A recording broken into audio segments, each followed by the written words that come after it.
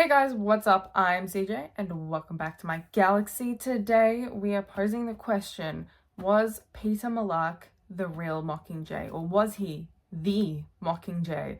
So I'm gonna discuss some evidence today with you guys. I have a whole list of points I want to get to, and I have a quote that I actually want to read out to you today because it is the definition of the Mockingjay in the very first novel in chapter 4, 3, 2, 1. I don't know which chapter we're looking at. I think it's 4. It's chapter 4, and if I'm wrong, I'm sorry. Please correct me in that it's 3.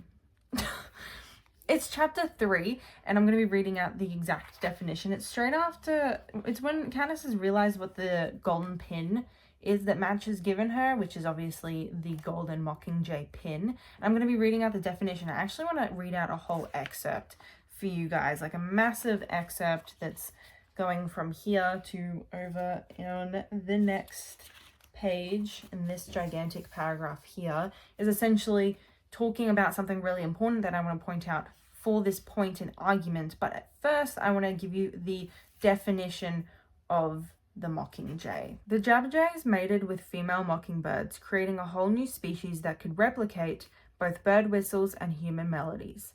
They had lost the ability to enunciate words but could still mimic a range of human vocal sounds, from a child's high-pitched warble to a man's deep tones. And they could recreate songs, not just a few notes, but whole songs with multiple verses if you had the patience to sing them and if they liked your voice. So the next quote that I'm going to read out, or a passage excerpt, then this isn't a quote, this is a proper excerpt. And if you guys want to read along, get out your books. On the edition that I have, it's page 51 to page 52 in chapter 3.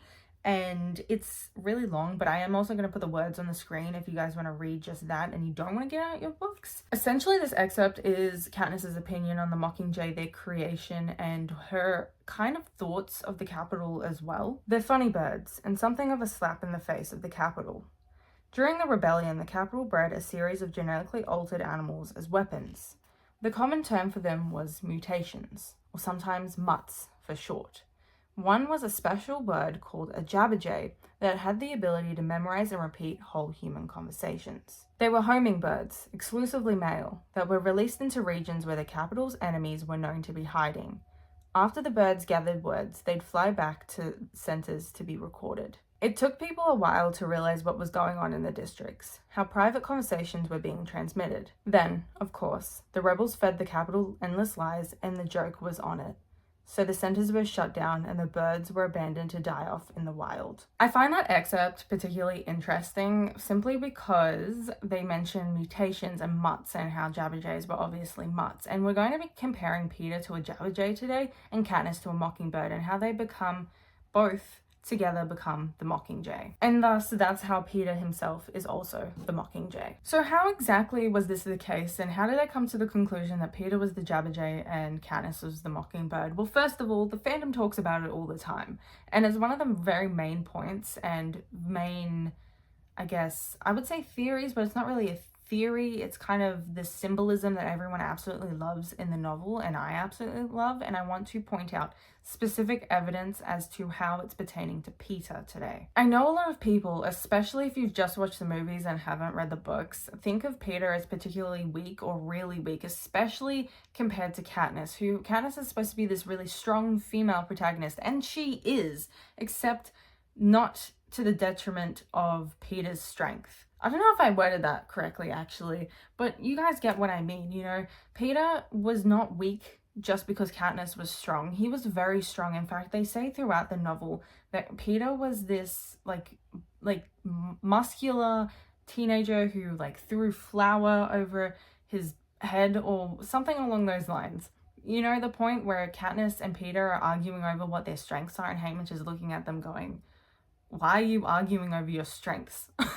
What is going on right now? My point being is that Peeta's actually extremely strong, and the movies kind of don't portray that well enough. He's mentally strong compared to Katniss, at least once again, like I said, that just because one of them is strong doesn't mean the other one's weak. It's just that they display their characteristics and their strengths and weaknesses in different ways. They have very complementing strengths and weaknesses, but that doesn't mean that they're not good at the thing that the other is better at. Peeta's very empathetic, especially in Catching Fire. He's very nice to Katniss, very comforting, and Katniss just does not know how to express her emotions. So that's why I say like mentally stronger, just because Katniss, and we also see Katniss's inner monologue and how she reacts to her PTSD. We don't see that as much with Peeta, and I'm sure there is reactions he had, and we know that from Katniss him saying to Katniss and Katniss telling us as the readers that Peeta only ever has nightmares about losing Katniss, which is like so cute. Like, oh my gosh, Peeta. So we don't actually get to see much of Peeta's mental anguish. So we think that because of his emotional support of Katniss that he is mentally stronger.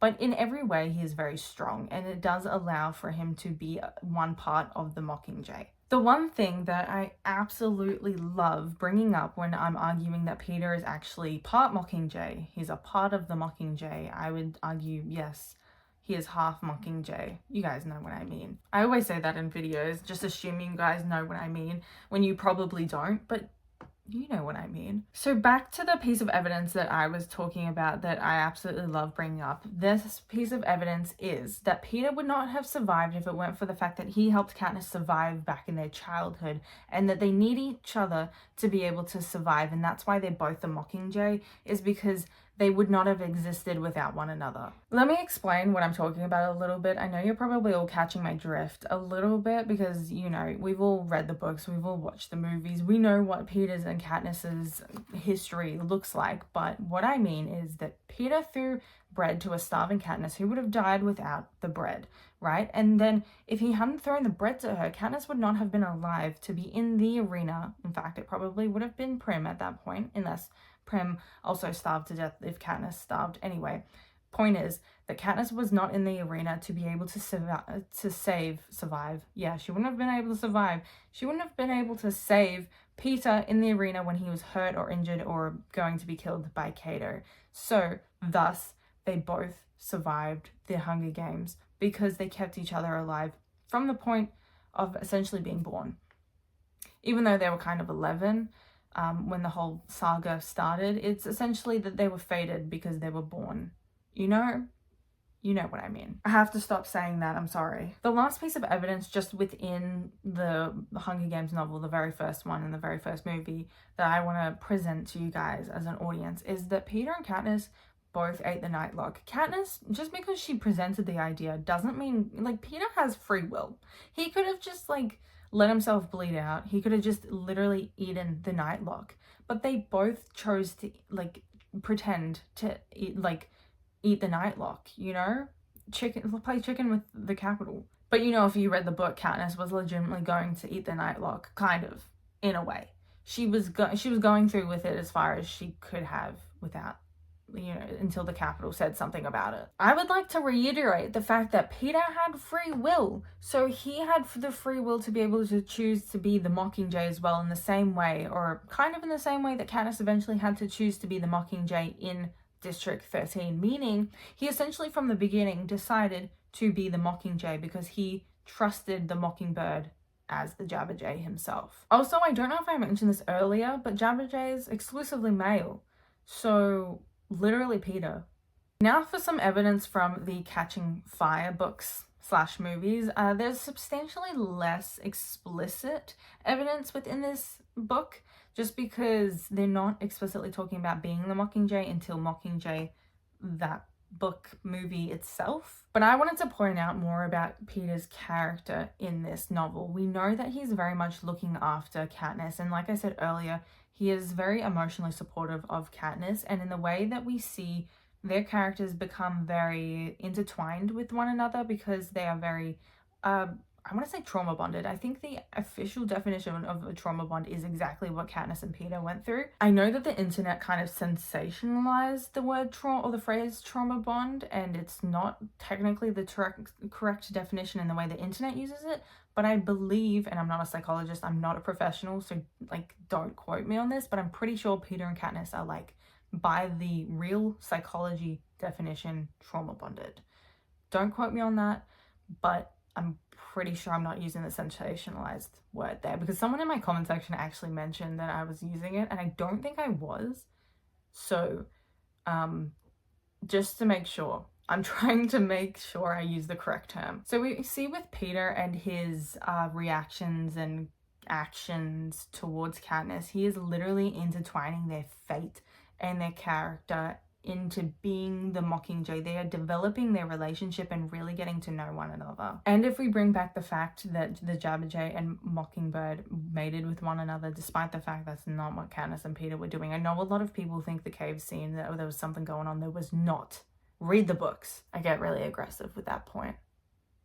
Bad theory. The point with the Mockingbird and Jabberjay creating the Mockingjay is the fact that I want to bring up with the evidence is that they're engaged in catching fire. They are intertwining their fates, and Katniss even freaks out about the fact that she will eventually have to have kids with Peeta, or have to at this point. We know that she wants to later on in the epilogue, obviously, in Mockingjay, but in Catching Fire, the novel, she states and is freaking out about the fact that she'll have to have kids, and that the Capitol will be able to control them, and that coincidentally, usually Victor's kids are reaped into the Hunger Games. So she's freaking out about that fact, and she's talking about kids and getting married, and like the Mockingbird and Jabberjay creating the Mockingjay, they are getting married, intertwining their fates, intertwining their family lines. And at the end of Catching Fire, in order to continue the rebellion and for the rebels, the victors who are rebels, to escape the arena, they actually have to separate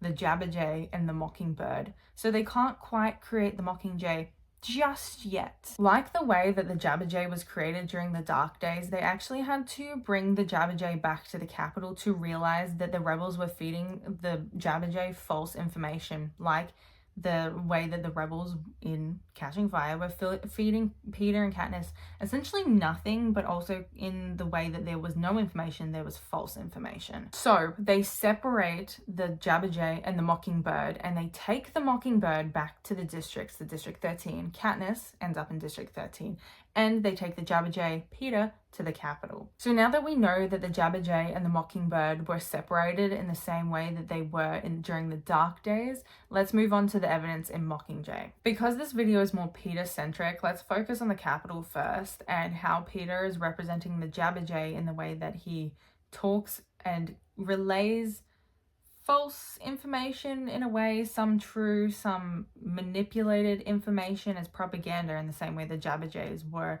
this mutt that was propaganda from the capital. Or yeah, I would consider the Jabberjay honestly as propaganda, just because the rebels didn't know that it was a fake bird until they figured it out. They eventually figured it out. We know that Katniss eventually sees on the TVs in District 13 that Peter is doing an interview with Caesar Flickerman, and he does this I think 3 times. There's a couple of interviews where he's slowly deteriorating as they are torturing him. When District 13 finally manages to get all of the prisoners of the capital out, including Peter, they eventually realize that they've tortured him by hijacking, which we know hijacking to be Tracker Jacker Venom, and manipulating the images and memories of Peter's mind. We also know that Peter essentially is becoming a mutt, or in a way he is a mutt. Katniss refers to him as a mutt on multiple occasions. So we see here, finally, unfortunately for us as the readers, but finally for the capital, they have figured out their Jabberjay and how to relay information and destroy the districts from within.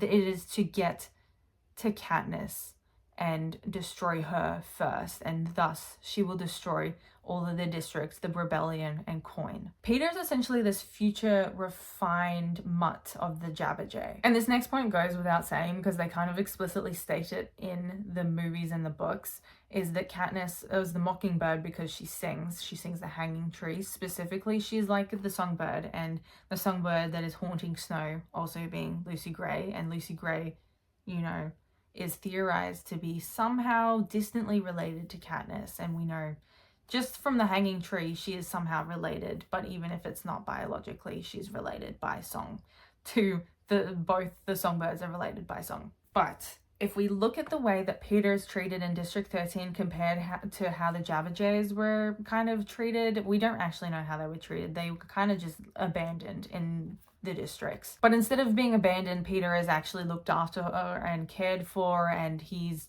nursed back to health from being a tortured mutt of the capital. So when he actually eventually returns as the Jabberjay to the capital, he is no longer the Jabberjay. He is evolved into the Mockingjay with Katniss. Peeta returns to the capital as the Jabberjay and kind of as his evolved form as the Mockingjay to kind of also, once again, like the Jabberjay originally did in the Dark Days, as a slap in the face to the capital. We also know from Snow in the prequel that he believes that the Mockingjay should never have existed, so his opinion representing the capital, that the Mockingjay, Peeta and Katniss should never have existed. So, like the Jabberjay and the Mockingbird, these two star-crossed lovers, Peeta and Katniss, were never supposed to exist as the Mockingjay. But fortunately for us as readers, this time the odds were in their favor. Alright guys, that is the end of today's video. Hopefully you enjoyed my evidence-based theory video today, even though it's kind of not a theory, it's implied. We know that it's a fact, but hopefully you guys liked the evidence that I gathered from all of the 3 novels and you were like, yes, love this evidence. If you have any other evidence that I missed in this video, please let me know in the comments section down below. If you like this video, please like and subscribe. I greatly appreciate it and really helps out my channel. But once again, guys, I hope you enjoyed this video, but I've been CJ and I'll see you guys in the next video. Bye.